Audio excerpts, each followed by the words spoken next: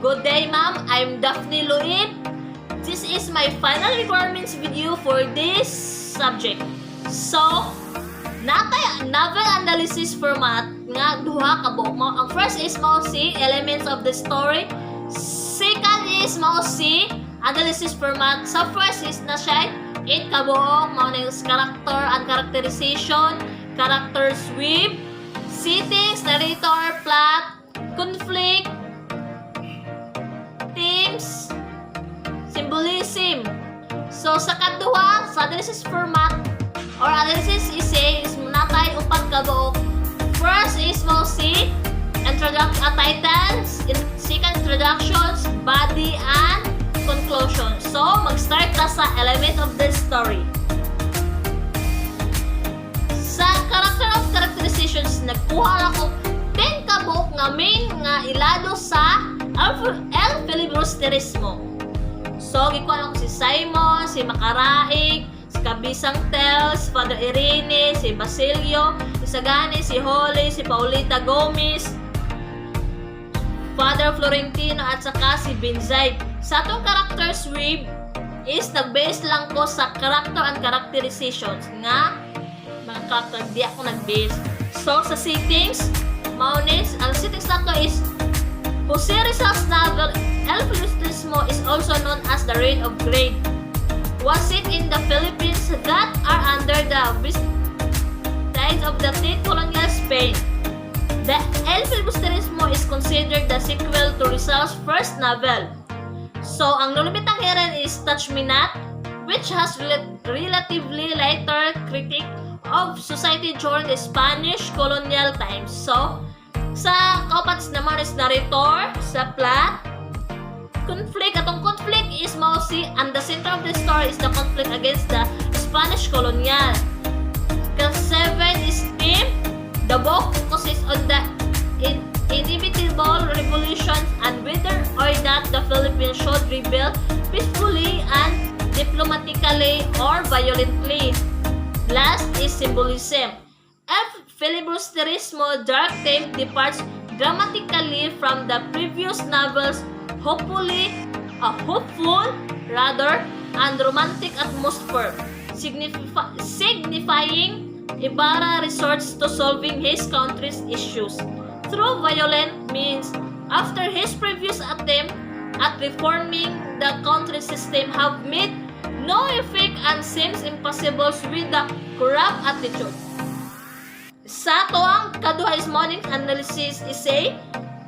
Based on my research, atong title is mo si El Filibusterismo and Jose Rizal as science fictionist.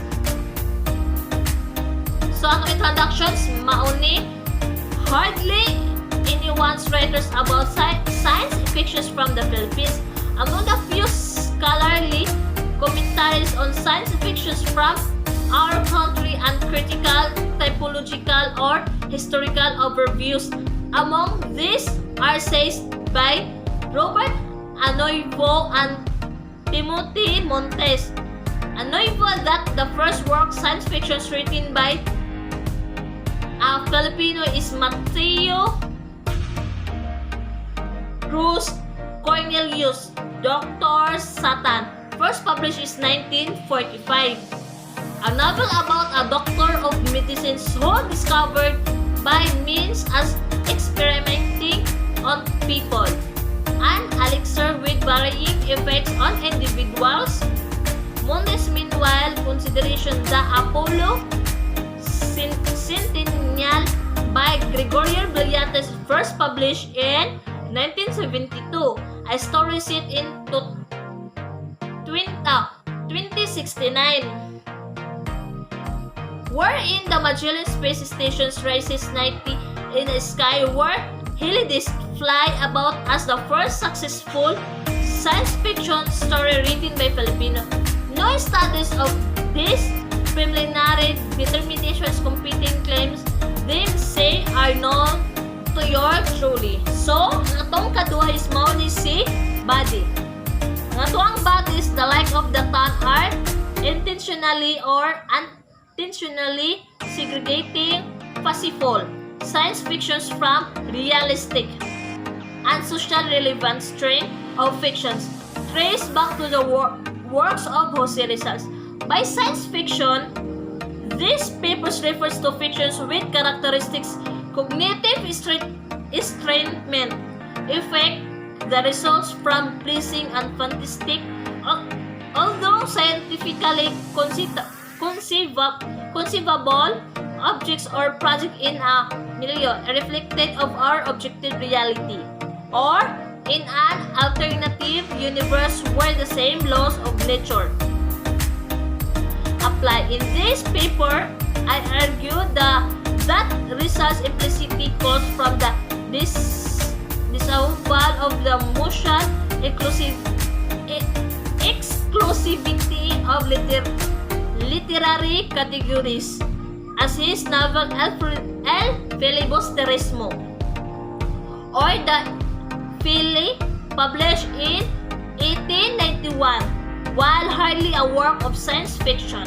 So, atong last is mo ni si conclusions. However, what should we make of the fact that the notion of nations from which springs forth nationalism is like scientism or Western origin? What is the virtue is preferring a foreign ideology that has given rise to at times violent factionalisms over another that overtly seeks to unite all other the common role of our species of vertically non-centarian knowledge of the physically world. Yun lang po. Salamat.